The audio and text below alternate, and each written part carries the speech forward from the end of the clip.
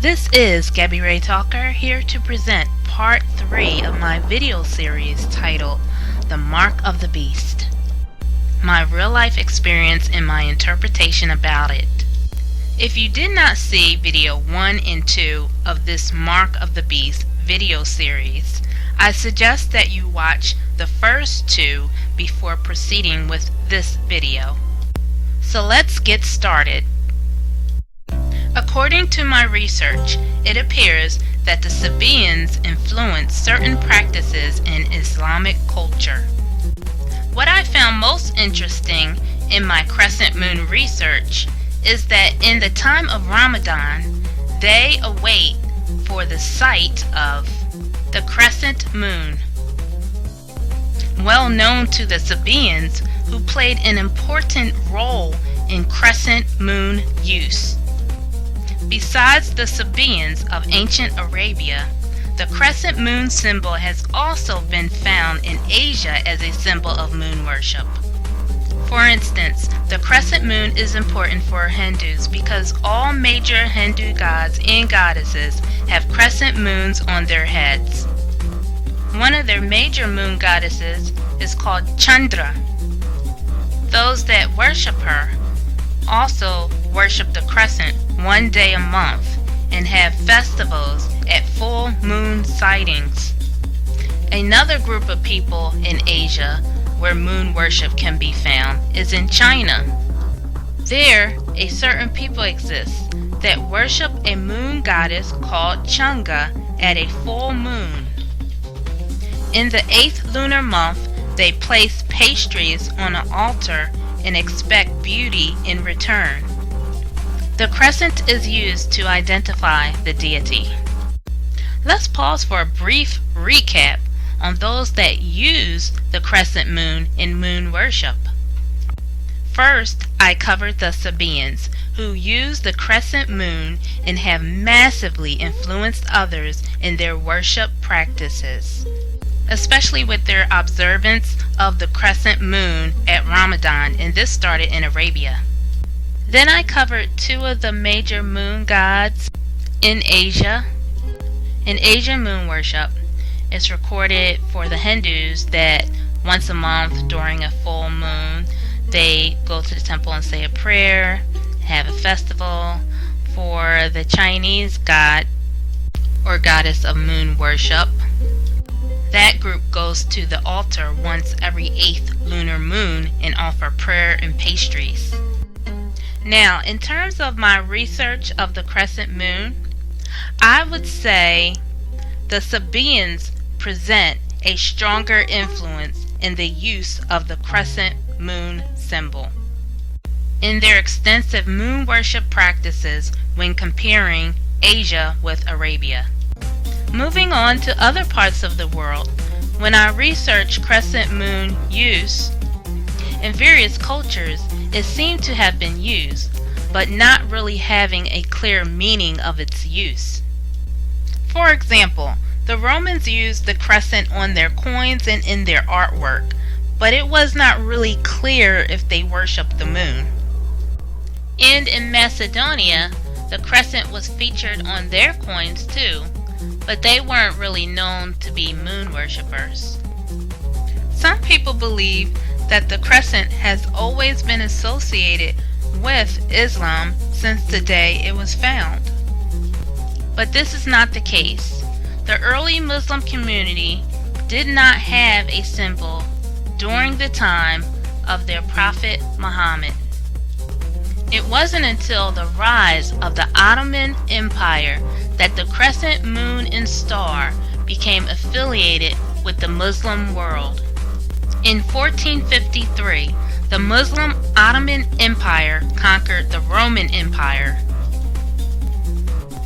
The Ottoman Empire adopted the Romans' existing flag and symbol, and this is when the crescent moon and star became affiliated with the Muslim world. Osman, the founder of the Ottoman Empire, chose to keep the crescent and make it the symbol of his empire. And he made that decision based off of a dream. According to legend, Osman had a dream in which the crescent moon stretched from one end of the earth to the other. From that point, when the Ottoman Empire claimed the crescent moon and star symbol, it developed into Islam culture as a symbol of Islamic faith. Now that I have covered the background history of the crescent moon, I'm going to explain why I believe that the crescent moon mark that appeared on my arm is a direct indication of Islam in my research on the mark of the beast. Although I have researched various cultures and countries that use the crescent moon, I have found that Islam is the only religion that displays a relationship with the crescent moon specifically on an intimate level, which leads me to believe that the crescent moon that appeared on my arm was an indication of Islam for the following 8 reasons. Reason number 1. In the Quran, the crescent moon is mentioned in 50 verses. I was unable to find a religious book with this many mentions of the crescent moon. In the Islamic Encyclopedia, the crescent has a great importance in Islamic legislations. The encyclopedia shows 55 proofs that the crescent plays a major part in Islam, such as with the Hijri calendar that depends on the crescent. Reason number 3. In the season of Ramadan, the sight of the crescent moon is what Muslims await for, which is similar to the ancient practice of Sabaeans. Reason number 4. Muslims look for the halal when determining the beginning and end of Islamic months, and most importantly, the halal means crescent. Reason number 5. The crescent is used as a symbol of Islam over domes of mosques, on coins, on earrings, human ornaments, and over graves. Reason number 6. Flags of countries that bear the crescent moon symbol most often are predominantly Islamic. Reason number 7. In the Christian Bible, King James Version, Revelations 13:18, it reads, "Here is wisdom. Let him that hath understanding count the number of the beast, for it is the number of a man, and his number is 666. From there, I researched the oldest Greek manuscript of this scripture, and I used the Byzantine text just to confirm translation accuracy. I used BibleHub.com, Interlinear, Biblical Greek Translator, BillMuntz.com, and One New Man Bible. And it appears in the Biblical Greek text, Revelations 13:18, says, "Here is the wisdom. The one who has understanding must count the number of the beast, for it is a number of mankind, and its number is Chi Psi Sigma." Chi Psi Sigma has been recorded as the exact symbols that John the writer of Revelations saw. At that time, Greek symbols were assigned numerical value. As a result, the symbols were translated into 666.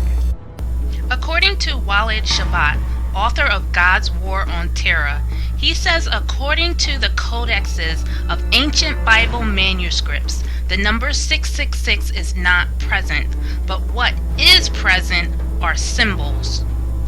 He said he was shocked when he looked at the Codex Vaticanus for Revelations 13:18 because he could read it. It was in his native language, Arabic. Shoebat explained that the biblical Greek symbols that describe the mark of the beast in the Codex were actually a phrase used by Muslims globally. He revealed that Chi Psi Sigma in Arabic means in the name of Allah, meaning the verse of Revelations 13:18 should read as the following. Here is the wisdom. The one who has understanding must count the number of the beast, for it is a number of mankind, and its number is in the name of Allah. For more information on Walid Shoebat Bible Prophecy Insight, a link will be provided at the end of this video. Reason number 8 why I believe the crescent moon that appeared on my arm is an indication of Islam comes from Quran 27:82. And the verse actually supports Walid Shoebat's theory. And it says, "And when the word is fulfilled concerning them, we shall bring forth a beast of the earth to speak unto them, because mankind had not faith in our revelations." From there, I did a little research to see what Muslims were saying about this verse, and I went on some message boards. I saw some were exchanging messages about Quran 27:82, but I did not see too much conversation about it.